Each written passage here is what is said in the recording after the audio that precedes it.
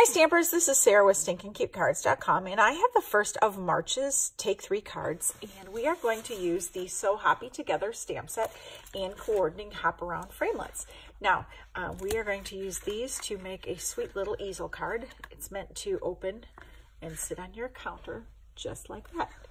Isn't that stinking cute? Oh, it's adorable. So I'm just going to show you how this card goes together, and hopefully you can make a few of these at home. So I use these, like I said, the So Hoppy Together, the Hop Around Framelits, which are already sold out. This was a new program that Stampin' Up! Did this year for celebration, and they released several coordinating framelits with some of the stamp sets that are free with a $50 order. And it was extremely popular, and so I would be willing to bet that they will be continuing a program such as this next year, because it did go over very, very well. So we are also going to use the Gingham Gala designer series paper. This is a fun pack of paper, and it comes in Balmy Blue, Daffodil Delight, Grapefruit Grove, Highland Heather, Lemon Lime Twist, and Lemon Lime Twist. So the color that we featured this month is Lemon Lime Twist, and the series of colors that we're using for this card is Lemon Lime Twist, Granny Apple Green, and Flirty Flamingo. I'll go ahead and get this card stamped up.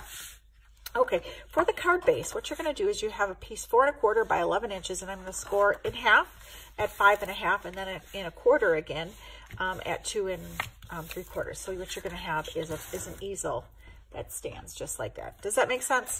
Let's use the bone folder to get those nice and crisp. Okay. All right, so that is going to be the card base. I have a little scrap of paper here, and we're going to use the Memento. And I have stolen some sayings from another stamp set, and for the life of me, it escapes me right now, but you're totally awesome in every way. Hope your day is filled with fun and lots of happy surprises. Sending birthday wishes. So that's going to go right on there, and we are going to go ahead and adhere that. All right, let's attach that to the Granny Apple Green layer. All right, now what I found worked the best with this one is because this is going to be the piece that holds the easel up. What I found worked really well was to go ahead and use dimensionals so that it has a little bit extra height. And we're just going to use some dimensionals to pop that off the paper, because like I said, that helps give the easel a little bit more stability. So I'm just going to add that right here. Make sure that's even. So, and that's what's going to give it'll give your easel some stability, and it'll have something to butt up to. So it'll catch easier. Okay, so next thing that we're going to do is we need to do a chorus of frogs. All right, so if you'll notice on mine, I have a whole chorus of frogs, and what I've done is I have done what I've done here is a masking technique, and have masked several of those little frogs, and I'll kind of show you what I did here.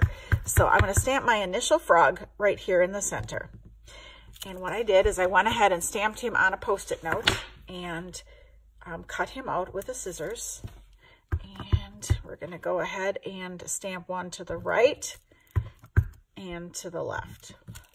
Okay, now I have stamped a few more of those little froggies, and we're going to cover him up, and we're going to cover up another one.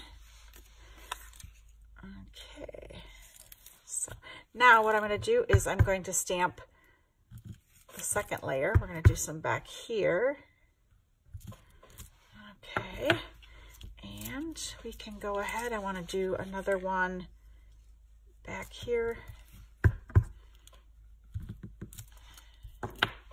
So when you peel those off, this guy is going to feel like he's in the front, and the rest of them will settle in behind him. So let's cover this one up, and I've got a bunch of these little frogs.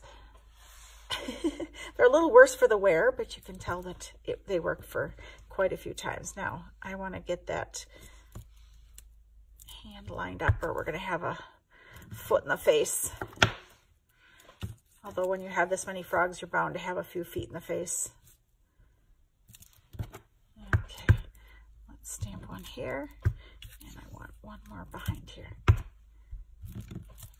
Okay, does that make sense? So you have a whole chorus of frogs with one frog being the focal. Okay, let's go ahead and add our designer paper here.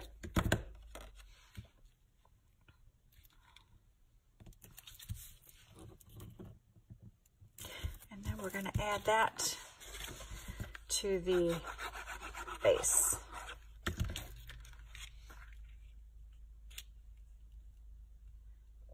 Okay. Now when I go ahead and add this onto my card base, I want to make sure that I only glue on here because that's the piece that's going to stand up like that. All right, let's go ahead and add our performing frog. I went ahead and used the Hop Around framelits and to cut myself a little lily pad. I feel like I should put that on dimensionals. And I cut 2 of the lily pad flowers. And we're just going to stick this right here. Okay. Now, it's about adding our little performing frog and coordinating dragonfly. Now what I did was I went ahead and used my Stamparatus. I inked up a frog, die cut it, and then put the opening, the negative, back in my Stamparatus. This way, when my customers, or if you're looking to stamp a bunch of these, if you're going to stamp in bulk, you can just go ahead and use those die cut frogs and dragonflies and then just ink it. And this little take your pick tool works great for pulling those out of the openings. So, okay. Then I could go ahead and put another one in there, ink it up, shut it. So that way you can stamp a bunch of these really, really quickly. I found too that when I'm using my die cuts and I'm like just white paper, I can usually die cut 2 at a time. So again, it saves me a lot of time. I'm going to use the blends. I'm using the Granny Apple Green blends to go ahead and color our sweet little frog in. And by the power of television, I'm just going to go ahead and add my frog there. Got him already colored just like magic. Add some more dimensionals. And this, got our little performing frog right here. I found that this works really too if I have a frog that, you know, has a leg in the face. You can use, you know, position this to cover strategically cover any of your mistakes.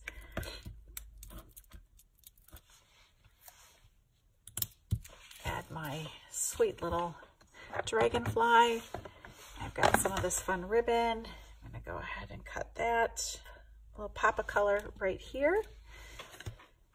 All right, let's add our little banner.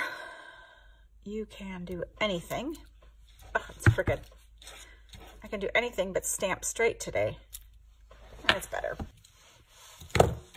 And I'm just going to flag the end here. And attach that.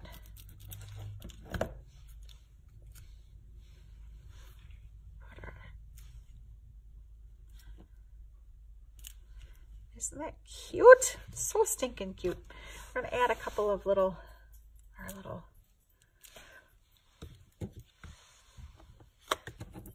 lily pad flowers. Oops. Stick one there. Add this one with a dimensional. Stick that one right here. As you can hear, I've got the dogs in with me today. It's just a muddy mess outside, so I'm trying to limit the time outside. Not to mention the fact we've got a fair amount of building going on in the neighborhood, and every single time a truck drives by, they decide that they've had best warn everyone of the danger, and so it gets a little noisy. So I'm keeping them in the studio today. So there we go. Isn't that just so stinking cute? Oh, just adorbs. So again, use your masks to create a chorus of frogs. And we're going to glue that to the front of the cardstock base here. And again, I found that if I just hold this flat, right, so there it is. Isn't that just totally stinking cute? Just the sweet little hop around frogs. This stamp set is free with a qualifying $50 order during celebration through the end of March here. Thanks again. If you have any questions about my rewards club or my Take 3 classes, please visit my website at www.stinkincutecards.com. Thanks.